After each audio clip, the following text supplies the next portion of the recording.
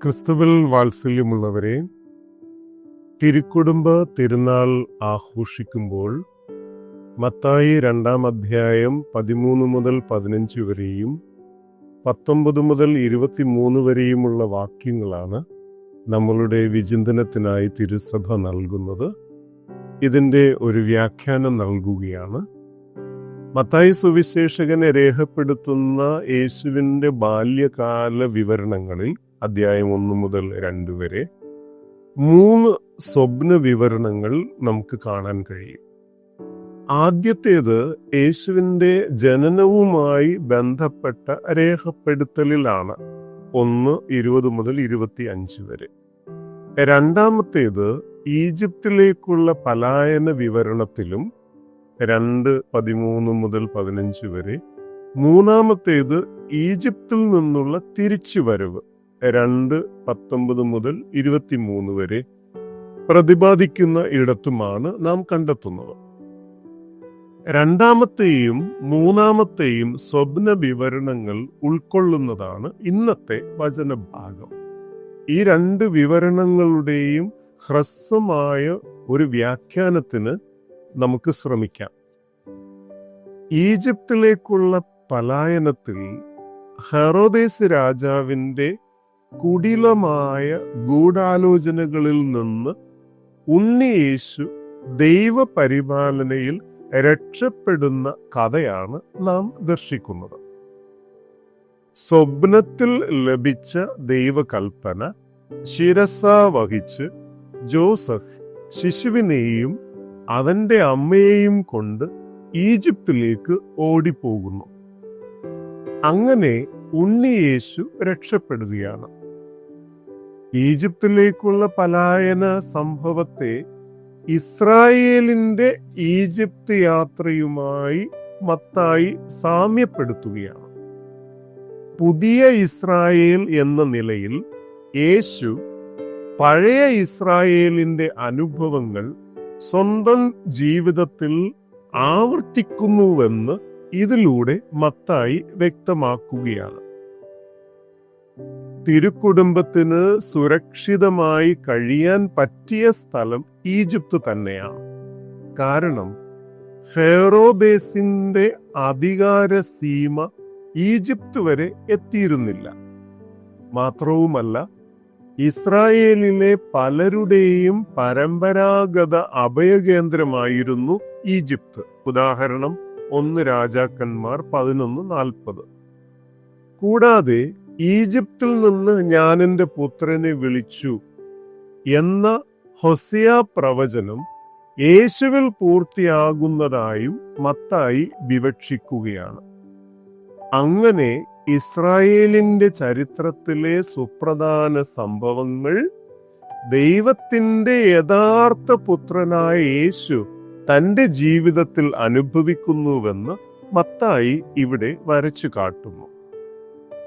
ഈജിപ്തിൽ നിന്ന് തിരുക്കുടുംബം തിരിച്ചു വന്ന് നസ്രത്തിൽ താമസം ഉറപ്പിക്കുന്ന സംഭവത്തിലേക്കാണ് ബാല്യകാല വിവരണത്തിലെ 3ാമത്തെ സ്വപ്ന വിവരണം ഉള്ളത്. ഈ വചനഭാഗത്ത് ശ്രോതാക്കൾക്ക് ലഭിക്കുന്ന 2 സ്വപ്നങ്ങളുടെയും ശില്പം മാത്രമല്ല, അവയിലെ വാക്യങ്ങളും ഏതാണ്ട് ഒന്നുപോലെയാണ്. ഒരു സ്വപ്നം ചിത്രീകരിക്കുന്നത് ഈജിപ്തിലേക്കുള്ള പലായനമാണെങ്കിൽ മറ്റൊന്ന് ചിത്രീകരിക്കുന്നത് ഈജിപ്തിൽ നിന്നുള്ള തിരിച്ചുവരവാണ്. ദൈവം ഇസ്രായേലിന് നൽകിയ ദേശമാണ് ഇസ്രായേൽ ദേശം. ഈ ദേശത്തേക്ക് തിരിച്ചു പോകാനാണ് ജോസഫിന് സ്വപ്ന ദർശനം ലഭിക്കുന്നത്. ഇസ്രായേൽ ദേശത്തേക്ക് മടങ്ങിപ്പോകാനുള്ള കാരണവും ഇവിടെ ലഭ്യമാണ്. അതായത് ശിശുവിനെ വധിക്കാൻ ശ്രമിച്ചവർ മരിച്ചു കഴിഞ്ഞു. ശിശുവിനെ വധിക്കാൻ ശ്രമിച്ച ഹെറോദേസും അവന്റെ കൂടെയുള്ളവരും മരിച്ചു കഴിഞ്ഞു എന്നാണ് ഇതിൽ നിന്നും നാം മനസ്സിലാക്കേണ്ടത്. സ്വപ്നത്തിൽ ലഭിച്ച മാലാഖിയുടെ കൽപ്പന ജോസഫ് അക്ഷരം പ്രതി അനുസരിക്കുകയാണ്. മാലാഖ ജോസഫിനോട് കൽപ്പിച്ചത് ഇപ്രകാരമാണ്: എഴുന്നേറ്റ് ശിശുവിനെയും അമ്മയെയും കൂട്ടി ഇസ്രായേൽ ദേശത്തേക്ക് മടങ്ങുക. ജോസഫ് പ്രകടിപ്പിച്ച അനുസരണ മത്തായി രേഖപ്പെടുത്തിയിരിക്കുന്നത് ഇപ്രകാരമാണ്: അവൻ എഴുന്നേറ്റ് ശിശുവിനെയും അമ്മയെയും കൂട്ടി ഇസ്രായേൽ ദേശത്തേക്ക് പുറപ്പെട്ടു.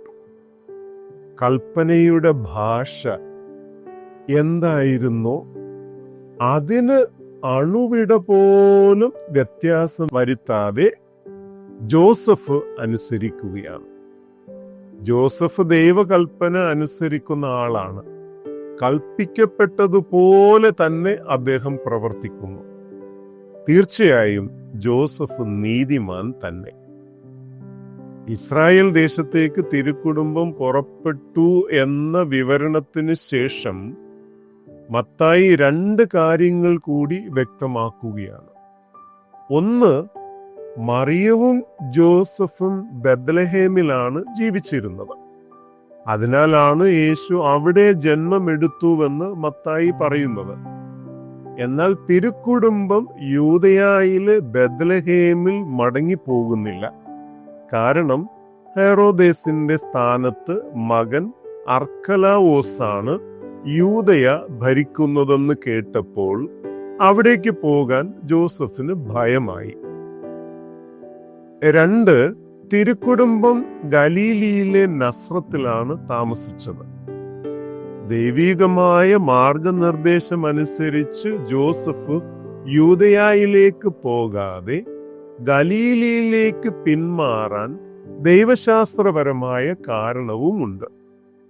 യേശുവിന്റെ ഭാവി ശുശ്രൂഷയ്ക്ക് നിയോഗിക്കപ്പെട്ട സ്ഥലമാണ് ഗലീലി.